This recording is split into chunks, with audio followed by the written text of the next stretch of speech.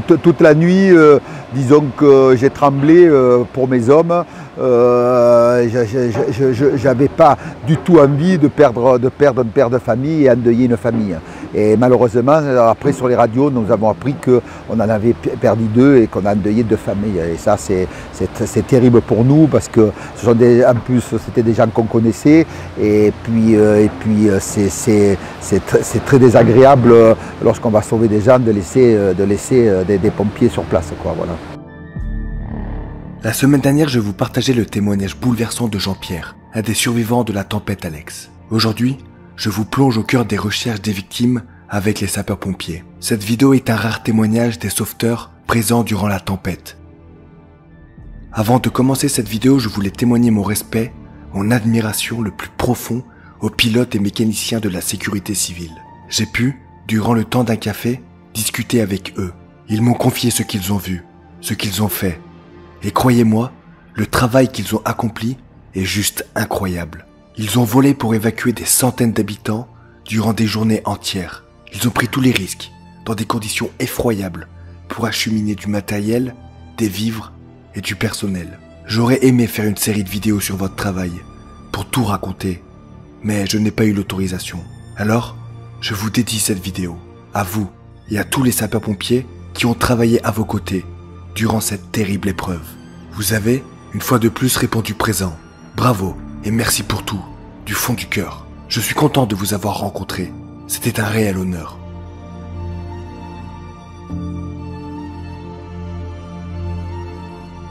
Retour en bas de la vallée. Nous sommes 15 jours après la tempête et des victimes sont toujours portées disparues, dont un sapeur-pompier. Les recherches continuent avec la même rigueur qu'au premier jour.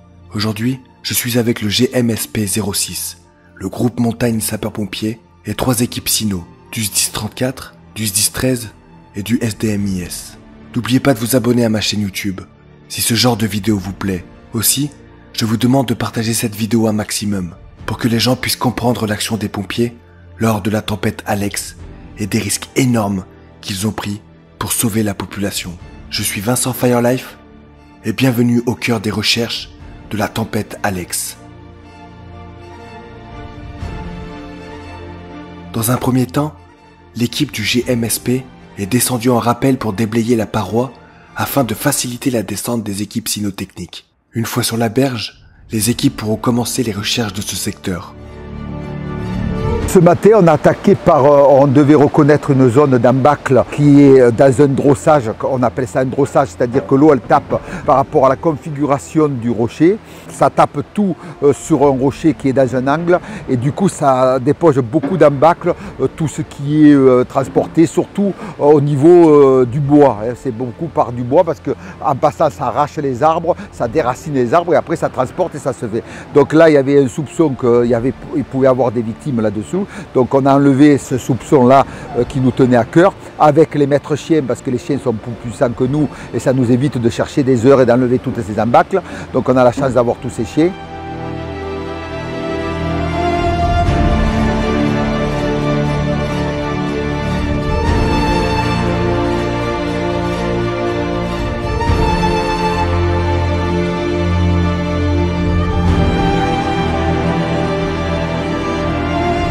À l'un des pompiers, j'ai dit que c'était comme chercher une aiguille dans une botte de foin. Il m'a répondu que chercher une aiguille dans une botte de foin était beaucoup plus simple, au vu de la surface des recherches.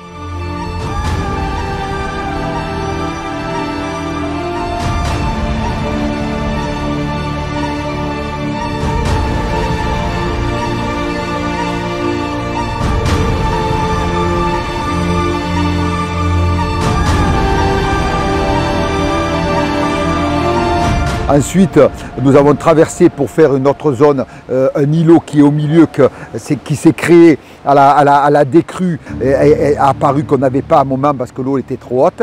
Donc là, on a fait une autre reconnaissance sur toute cette partie-là. Et après, nous sommes allés reconnaître un endroit avec les sauveteurs du GIS, on est encordés, nous sommes allés dans ce qu'on appelle un contre. Et là, souvent, on peut rencontrer des choses parce que le contre, c'est un genre de tourbillon qui fait comme un rond et qui garde toujours tout ce qui accroche. On le connaît beaucoup en canyon ou en kayak, on appelle ça des stops. Et ça, souvent, il faut aller le reconnaître parce qu'il peut avoir quelqu'un là-dessous.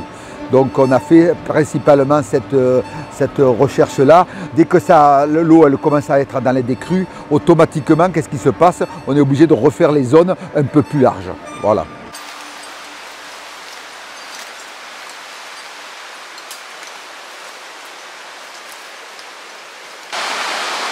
Hey Jeff, tu peux pas faire venir les chiens là? Philippe de Jeff. Ouais, nous sommes juste à sortie du tunnel. Nous avons une grosse odeur de macabé. Tu veux pas m'envoyer un chien, s'il te plaît?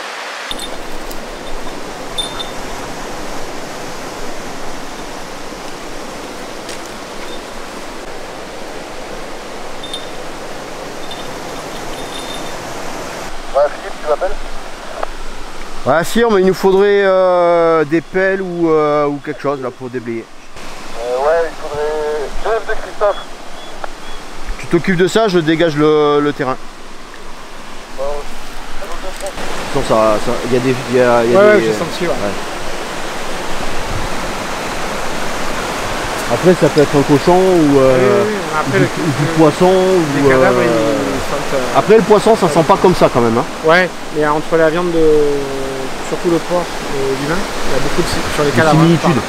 Vraiment, sur les cadavres, il y a beaucoup de similitudes. Ouais, ouais. Du coup, sur la place, c'est bon ou il faut qu'on se dégage?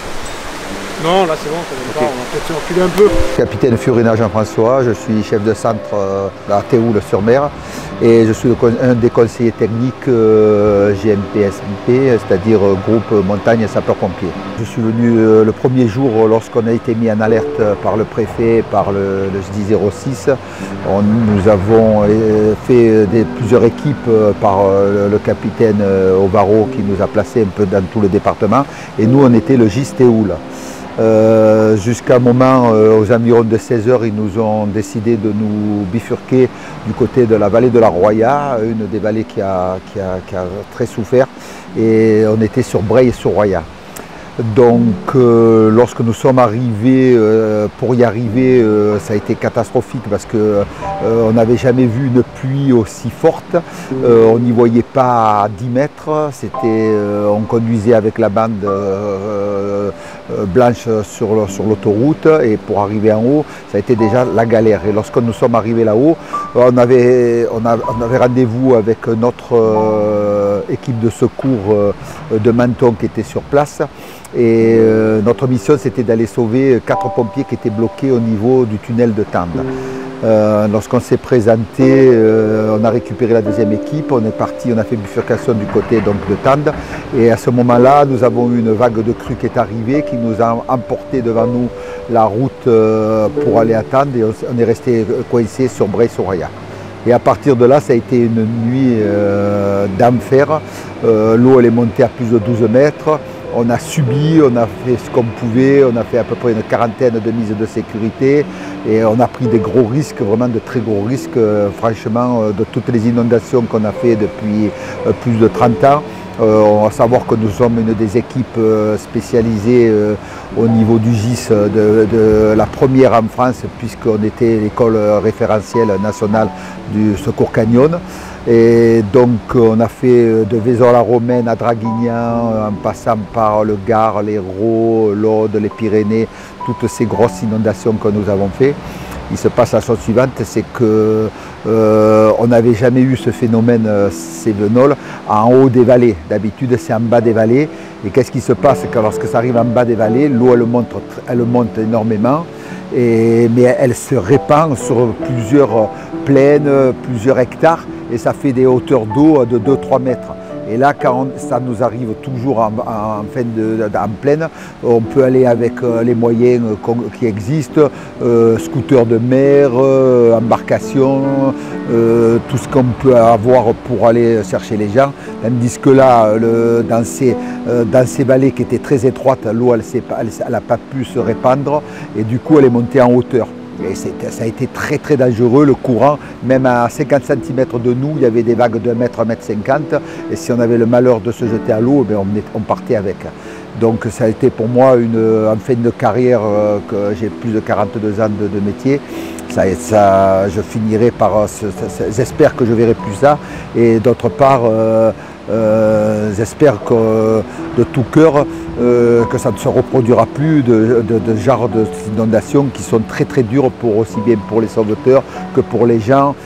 Catastrophique, on a perdu 2 personnes et pour moi c'est vraiment dramatique de vivre des effets sénévoles de ce risque-là et c'est terrible. Voilà.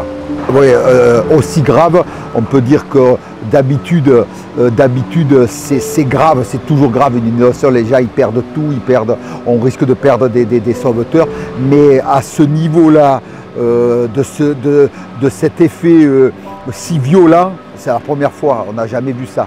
Et je pense que c'est vraiment dû à l'étroitesse des vallées qui n'ont pas pu évacuer cette eau et baisser en volume. Elles sont montées en largeur et elles sont montées tout en hauteur. Et ça, c'est comme dans un canyon. Lorsqu'on prend une vague de crue dans un canyon où l'eau est à 100 mètres de large, et l'eau elle arrive, elle fait 50 cm, dans une étroiture de 2 mètres, l'eau elle fait 15 mètres de haut. Et ça a été ce même phénomène qu'on a rencontré là, mais qu'on n'a jamais connu. On a vraiment, la première fois qu'on a eu une très très grosse crue, c'était Vaison-la-Romaine. Et Vaison-la-Romaine, à part l'étroiture qu'il y avait dans le village, qu'on a vu l'eau monter pareil à plus de 15 mètres, et dès qu'elle est sortie de cette étroiture de Vaison-la-Romaine, elle s'est étalée dans les vignes et c'était plus que des hauteurs de 1,50 m, 2 mètres, qui est déjà grave parce que les gens ils perdent tout quand même. Toute la nuit jusqu'au lendemain, on a subi, les équipes qui voulaient nous renforcer, elles n'ont pas pu passer, elles sont restées bloquées, les ponts se sont effondrés, on est resté vraiment coincés. Et malheureusement, ce qui nous a manqué, qui nous a fait beaucoup de défauts, c'est que nous n'avons pas eu les hélicos. Le plafond était tellement bas qu'ils n'ont pas pu décoller. Et ça a été terrible parce que l'efficacité aurait été faite au niveau de tous les sauvetages qu'on peut venir de l'air et au bout du câble, on peut aller chercher les gens même dans de l'eau très très violente, on peut sauver les gens au-dessus des maisons, au-dessus de tout ce qui est haut et par l'air on risque moins notre peau que si on y va par une embarcation ou par un scooter de mer qui peut se faire vite chavirer et on perd le pompier, le sauveteur, on perd tout le monde. Voilà. D'accord. Et tu as eu peur du coup? Ah, j'ai toute la nuit, disons que j'ai tremblé pour mes hommes. J'avais pas du tout envie de perdre un père de famille et endeuiller une famille. Et malheureusement, après sur les radios, nous avons appris qu'on en avait perdu 2 et qu'on a endeuillé 2 familles. Et ça, c'est terrible pour nous parce que ce sont en plus, c'était des gens qu'on connaissait. Et puis c'est très désagréable lorsqu'on va sauver des gens de laisser des pompiers sur place. Voilà. Ah, le plus qui m'a marqué, moi, c'est que j'étais dans le feu de l'action le vendredi soir et que même avec tous ces moyens qu'on avait anticipés, tous ces départements qu'on a demandé de venir nous aider, on est resté très impuissant, complètement impuissant. Voilà. Face à l'eau, le feu on l'éteint, l'eau on le subit. Voilà. Le feu on l'éteint, l'eau on le subit. Merci à toi Jean-François de t'être confié. Merci à toi pour le travail que tu as accompli, pour les risques que tu as pris avec tes hommes. Merci aux sapeurs-pompiers pour cet engagement, sans faille. Vous êtes des héros et c'était un honneur pour moi que d'avoir été avec vous durant cette journée. On a de la chance de vous avoir. Cette vidéo est la trace de leur combat. N'oubliez pas de partager ce témoignage poignant à vos amis pour qu'ils comprennent ce qu'ont fait les sapeurs-pompiers. N'oubliez pas de vous abonner à ma chaîne YouTube. On se retrouve la semaine prochaine pour une nouvelle vidéo au cœur de l'action.